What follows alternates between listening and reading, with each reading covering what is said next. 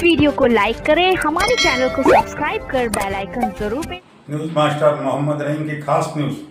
भुसावल के ward क्रमांक 14 में चुनावी मैदान में जय संतोष चौधरी जबरदस्त एंट्री को लेकर वार्ड क्रमांक 14 में ऐसा विकास करूंगा कि पूरे महाराष्ट्र के लोग देखेंगे।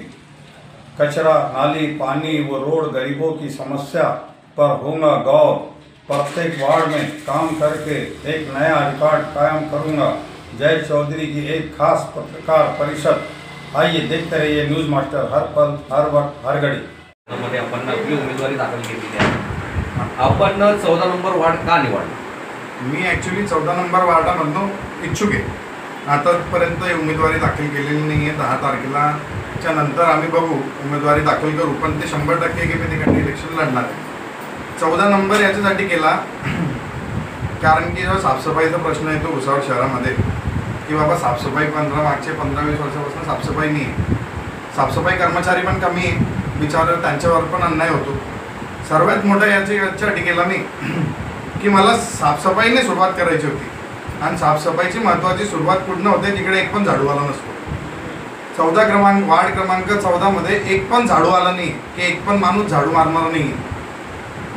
किती वर्ष आले तिकडे झाडू मारणार नाही। तिकडे जिकडे गठ्ठा, जिकडे कचरा एकत्रित होतो तिकडने उचलणारे लोक आहे, नाले सफाईवाले आहे, पण नाले बंद पडलेले। जिकडे रोडाचे कामं झाले एका साईडला झाले, एका साईडला नाही झाले। दुसऱ्या पद्धतीने पण तिकडे 100 गोष्टी आहे। आता बरे प्रचार बाकी आहे, स्टेजवर येणे, आरोप प्रत्यारोप होतील, पण ते महत्त्वाचं नाही माझ्यासाठी। माझ्यासाठी महत्त्वाचं हे की मला भुसावळ शहर सर्वात चांगलं सुंदर करायचं आहे, तर मी माझ्या कामाने उत्तर देईन। आणि सर्वात पहिलं उत्तर मी तुम्हाला दिलं की तिकडे साफसफाईवाले, झाडूवाले नाही आहे। आता प्रत्येक गल्लीत सकाळी 7-8 वाजता झाडू मारणारे दिसतं आपल्याला नगरपालिकेतले, पण तिकडे एक पण अपॉइंटेड नाही। वार्ड क्रमांक 14 मध्ये इतका मोठा वार्ड असून 6,500चं मतदान असून तिकडे एक पण झाडू मारणारा एक पण माणूस नाही आहे। सर्वात मोठी आश्चर्याची गोष्ट ही आहे।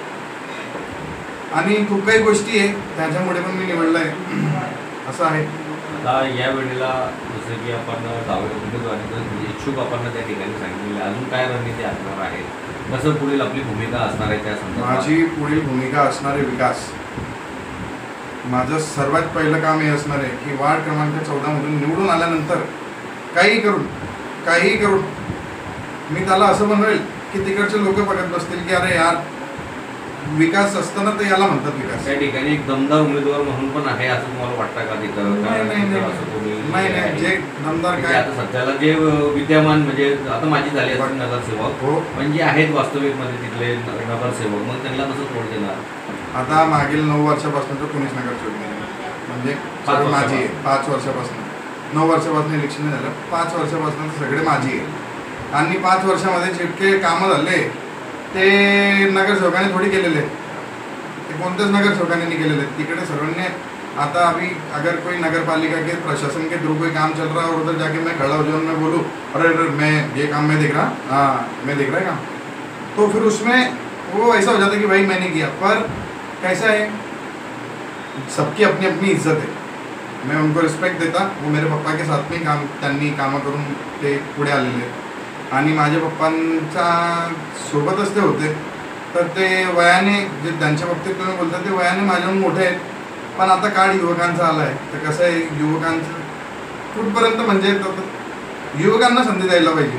तर ज्याची त्याची इज्जत आहे, सर्वांची सबकी रिस्पेक्ट रहती, सबकी इज्जत है।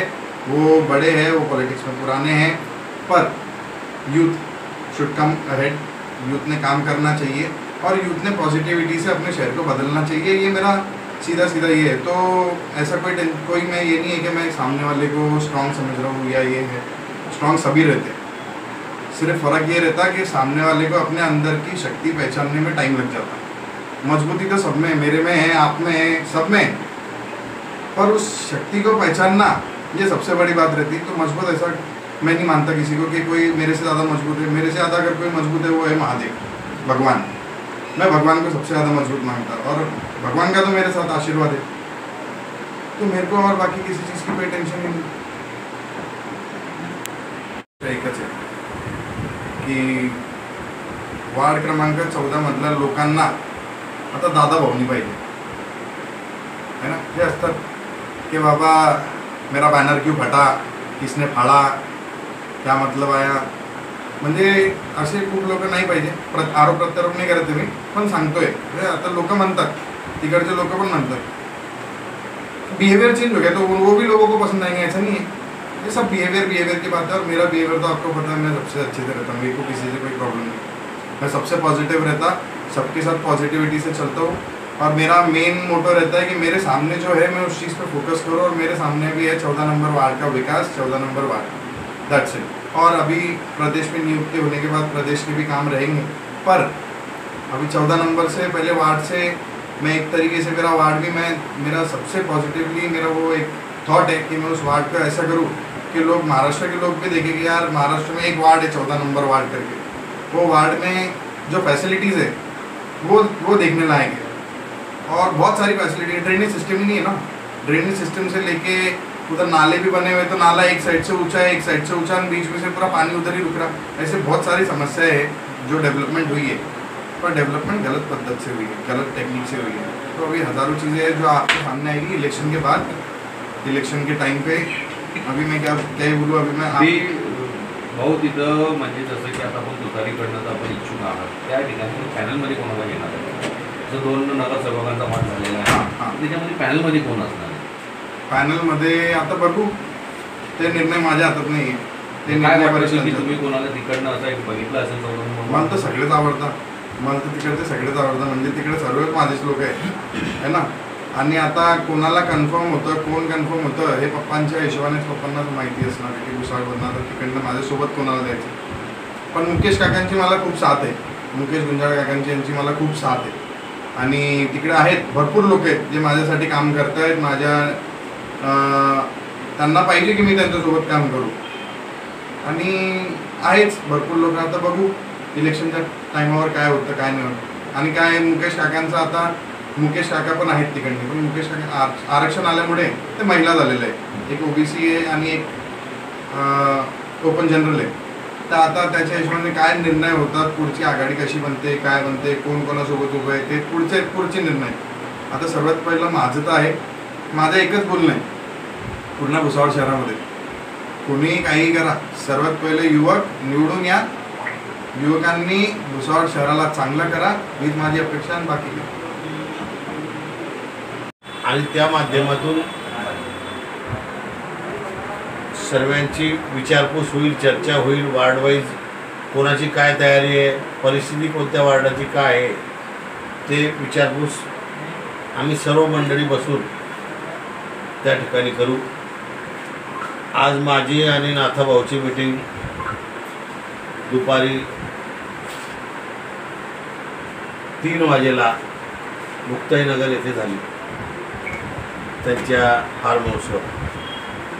आणि त्यांच्यात आणि माझ्यात काय चर्चा व्हायची आहे ती संपूर्ण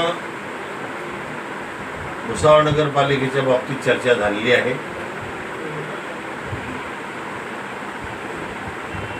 लवकरच भुसावळ नगराध्यक्षासाठी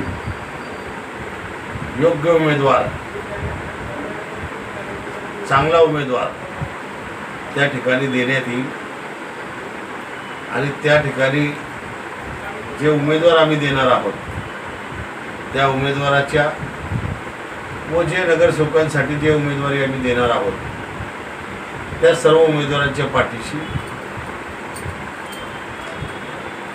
नाथाभाऊ असो, मी असो, जिल्ह्यातले आमचे पक्षाचे जे काही राजकीय नेते असतील, तर त्या रवींद्र भैया पाटील असतील व अजून इतर सर्व जे काही असतील हे त्यांच्या पाठीशी खंबीरपणे उभे राहून भुसावळ नगरपालिकेवरती